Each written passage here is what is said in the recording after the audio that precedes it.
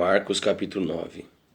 A transfiguração de Jesus. Também encontrar essa passagem em Mateus capítulo 17, do versículo 1 ao 8, e Lucas capítulo 9, do versículo 28 ao 36. Então lhes falou Jesus: com toda certeza vos asseguro que alguns dos que aqui estão de modo algum passarão pela morte, até que venha o reino de Deus chegando com poder. Passando 6 dias, tomou Jesus consigo a Pedro, Tiago e João e os conduziu a um lugar retirado, no alto de um monte, onde puderam ficar a sós, e ali ele foi transfigurado diante deles. Nota de rodapé.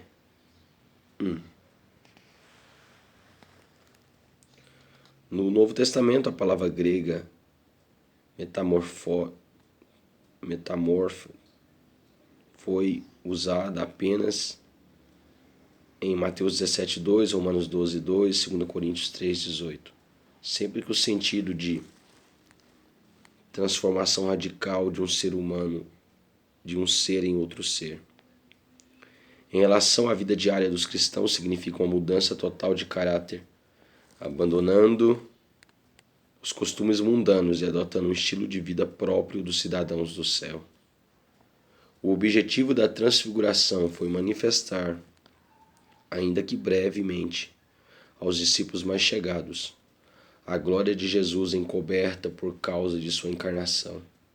Jesus antecipou a visão da sua ressurreição e do seu glorioso retorno. Suas vestes tornaram-se alvas, de um branco reluzente, como nenhum lavandeiro em toda a terra seria capaz de alvejá-las. Então, apareceu à sua frente Elias com Moisés, e estavam conversando com Jesus. E Pedro, tomando a palavra, sugeriu: Rabi, é muito bom estarmos aqui. Vamos erguer 3 tabernáculos, um será teu, um para Moisés e um para Elias. Nota de rodapé 2. Rabi ou Rabi é a palavra hebraica comumente traduzida por mestre. Pedro se prontificou, ainda que estarrecido, a recriar o antigo ponto de encontro de Deus com seu povo, conhecido como tenda, cabana ou tabernáculo. Êxodo capítulo 29, versículo 42 e Levíticos capítulo 23, versículo 42. Pedro não sabia o que falar, pois eles haviam ficado aterrorizados. Em seguida, surgiu uma nuvem que os envolveu, e dela soou uma voz que declarou: Este é o meu filho amado, a ele dai ouvidos. Nota de rodapé 3. O sentido mais amplo da expressão a ele dai ouvidos, ou simplesmente a ele ouvi, como aparece em algumas versões, está relacionado à profecia de Deuteronômio capítulo 18, versículo 15, onde o termo ouvir nos originais hebraicos significa ouvir e obedecer. Quando se trata da voz de Deus, a única maneira correta de ouvir é obedecendo.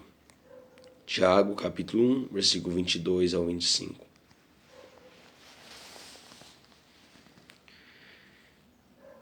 E, de repente, quando olharam ao redor, a ninguém mais viram a não ser Jesus. Durante a caminhada descendo o monte, Jesus lhes ordenou que a ninguém revelasse o que haviam presenciado, até que o Filho do Homem tivesse ressuscitado dos mortos. Eles mantiveram esse assunto exclusivamente entre si, mas comentavam sobre qual o significado da expressão ressuscitado dos mortos. Então questionaram-lhe: por que os mestres da lei afirmam que é preciso que Elias venha primeiro? E Jesus lhes esclareceu: realmente, Elias vindo primeiro restaura todas as coisas. Agora, porque está escrito também que é necessário que o Filho do Homem sofra penosamente e seja rejeitado com desprezo. Agora, por que está escrito também que é necessário que o Filho do Homem sofra penosamente e seja rejeitado com desprezo? Pois eu lhes digo, Elias também já veio, e já fizeram contra ele tudo o que desejaram, como está escrito a respeito dele. Nota de rodapé 4. Jesus faz referência à vinda de João Batista. Mateus capítulo 17, do versículo 10 ao 13. João, assim como Elias, sofreu a posição de um rei inseguro, influenciado por uma rainha pagã e perversa. Elias realizou a obra de restauração do culto a Deus, especialmente no Monte Carmelo, e foi uma prefiguração de João, que veio iniciar, foi uma prefiguração de João Batista, que veio iniciar, preparar o caminho à restauração total do ser humano. Obra essa concluída por Jesus, Efésios capítulo 1, do versículo 7 ao 10. As ameaças de Jezabel em relação a Elias concretizaram-se na vida e no ministério de João e prenunciaram a chegada do Messias. 1 Reis 19, do versículo 1 ao 10. Jesus cura um menino possesso. Também encontrar essa passagem em Mateus capítulo 17, do versículo 14 ao 23, Lucas capítulo 9, do versículo 37 ao 45. Assim que chegaram onde estavam os demais discípulos, observaram um grande aglomerado de pessoas ao redor deles, e os mestres da lei discutindo com eles. Logo que a multidão percebeu Jesus, tomada de surpresa, correu para ele e o saudava. Então Jesus, dirigindo a palavra aos escribas, os inquiriu: o que discutis com eles?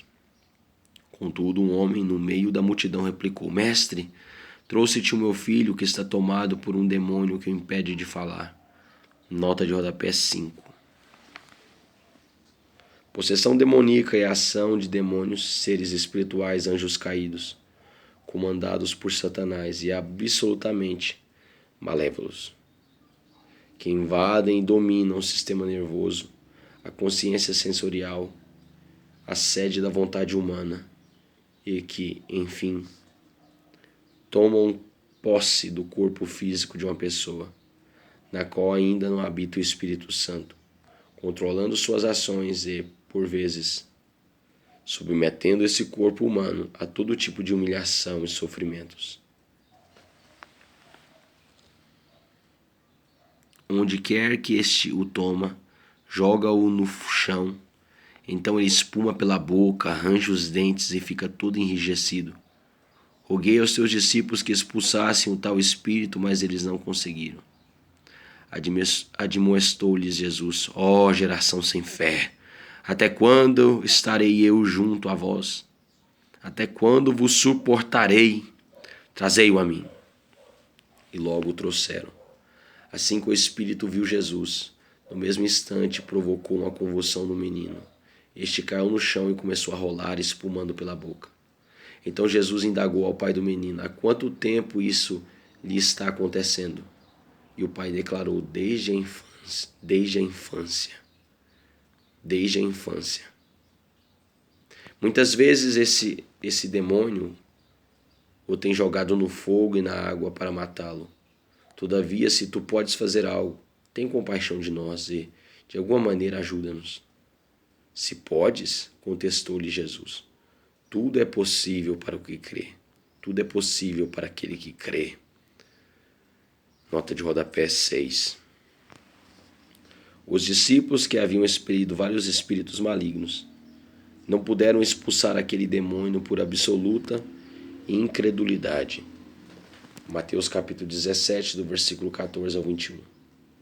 Jesus adverte para o fato de que a graduação dos poderes nas trevas, que existe graduação de poderes nas trevas, e que certa espécie de inimigos espirituais só podem ser expulsos por meio de profunda comunhão com Deus, em oração e persistente devoção, que inclui o jejum.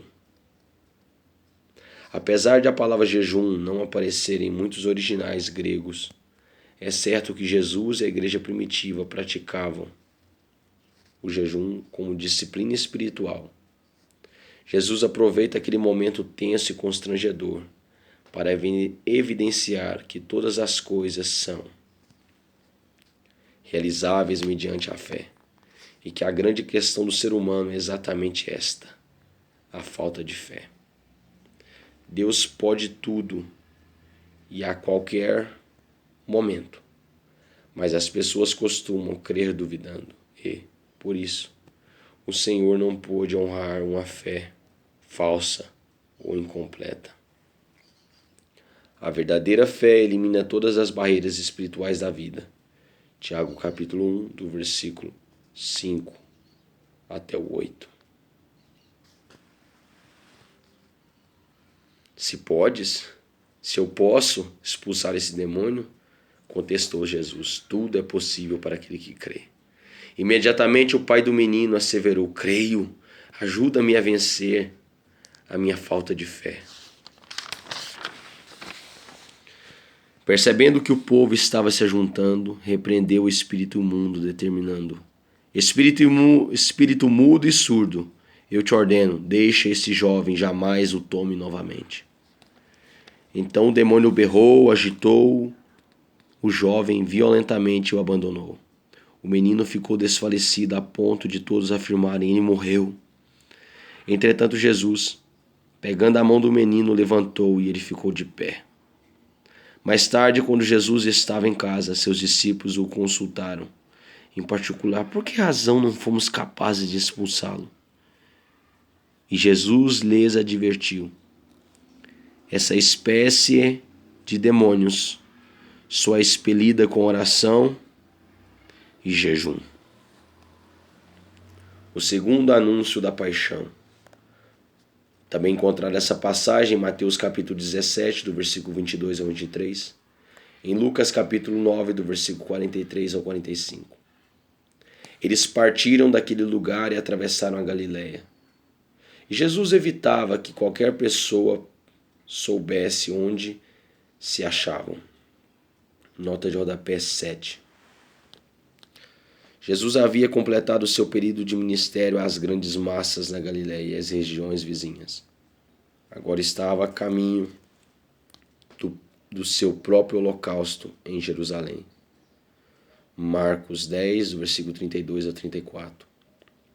Jesus passou então a concentrar ainda mais seus ensinos e discipulado na vida dos seus 12 seguidores mais próximos.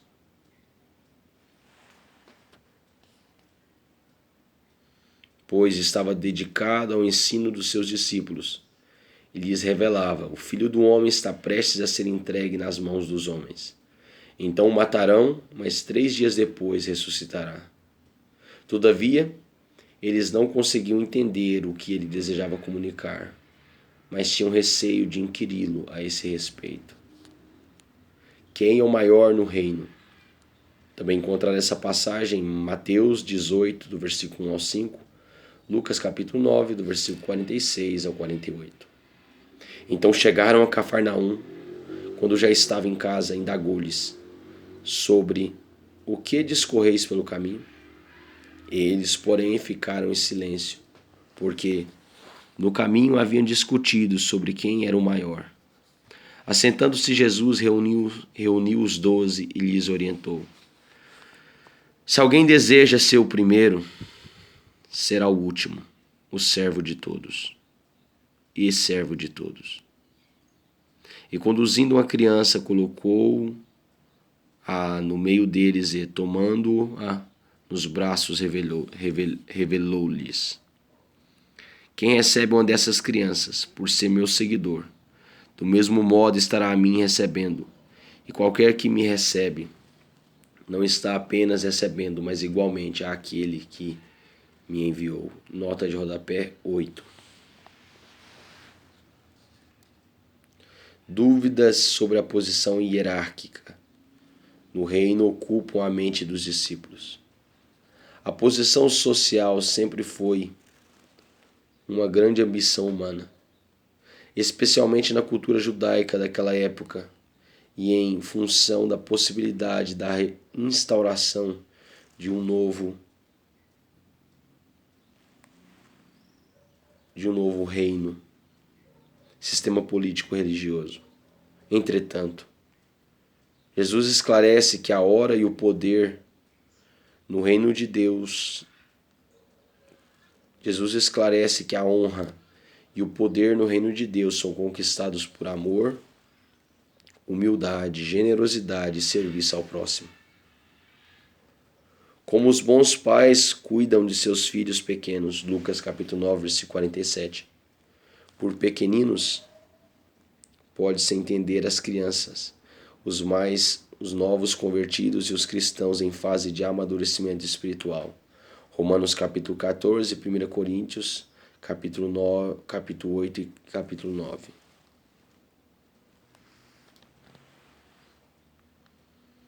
Quem não é contra está a favor. Também encontrar essa passagem em Lucas capítulo 9, versículo 49, versículo 50.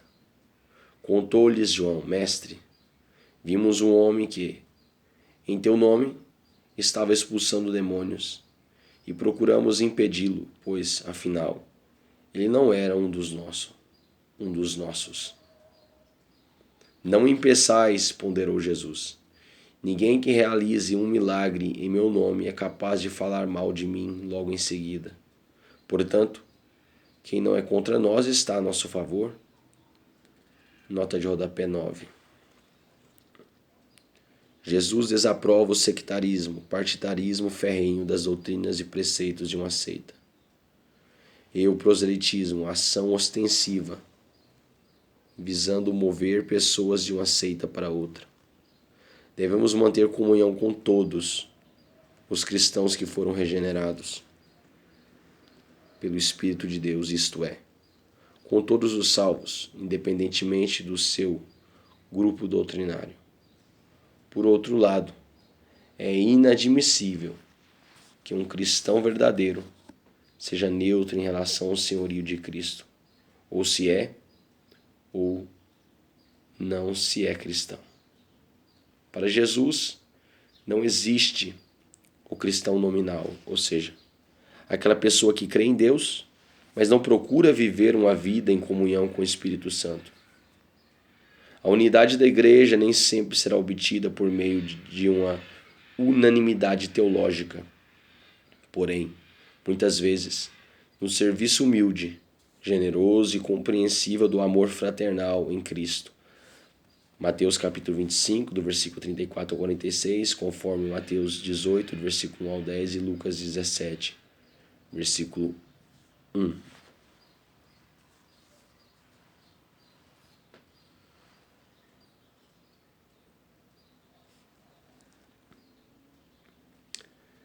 Não os impeçais, ponderou Jesus. Ninguém que realiza um milagre em meu nome é capaz de falar mal de mim logo em seguida. Portanto, quem não é contra nós está a nosso favor. Com toda certeza vos asseguro, qualquer pessoa que vos der de beber um copo de água, pelo fato de pertencerdes a Cristo, de maneira alguma perderá a sua recompensa. Evitar o pecado a todo custo. Também encontrar essa passagem em Mateus 18, do versículo 6 ao 9. Se alguém fizer tropeçar um destes pequeninos que crê em mim, seria melhor que fosse lançado no mar com a pedra de asno amarrada ao pescoço. Nota de rodapé 10. O amor de Deus por seus filhos é tão grande que o suicídio seria a melhor solução para alguém que deliberadamente tentasse desviá-los do verdadeiro caminho. Jesus usa literalmente o termo pedra de asno para referir-se a uma grande placa de pedra comumente girada por jumentos para moer grãos e cereais. E se a tua mão te fizer tropeçar, corta, pois é melhor entrares para a vida mutilado do que possuindo as duas mãos e ireis para o inferno, onde o fogo que arde jamais arrefece. Nota de rodapé 11. Jesus usa uma hipérbole, figura de linguagem, que transmite um ensino por meio do exagero das afirmações ou comparações, para ressaltar a necessidade de uma ação drástica. Muitas vezes o pecado ou o mau hábito só poderá ser vencido por uma cirurgia espiritual radical. A palavra grega Gehenna é traduzida por inferno e aparece apenas nos evangelhos e em Tiago 3,6. Seu sentido original corresponde a um grande depósito de lixo. Jesus cita a última palavra de advertência proferida por Isaías em relação ao perigo da condenação eterna daqueles que teimam em viver rebeldes ao Espírito de Deus. Isaías capítulo 66, versículo 24. Num grande depósito de lixo, há sempre vermes se revolvendo.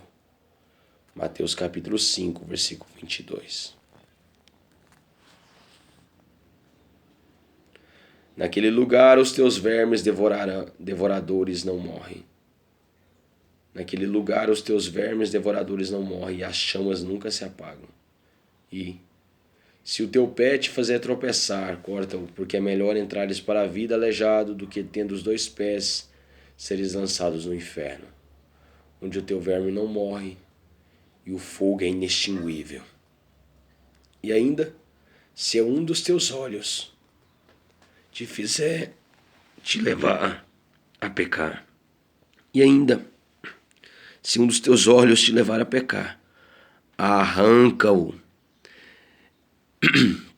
É melhor entrares no reino de Deus com apenas um dos teus olhos do que, possuindo os 2 olhos, seres atirado no inferno.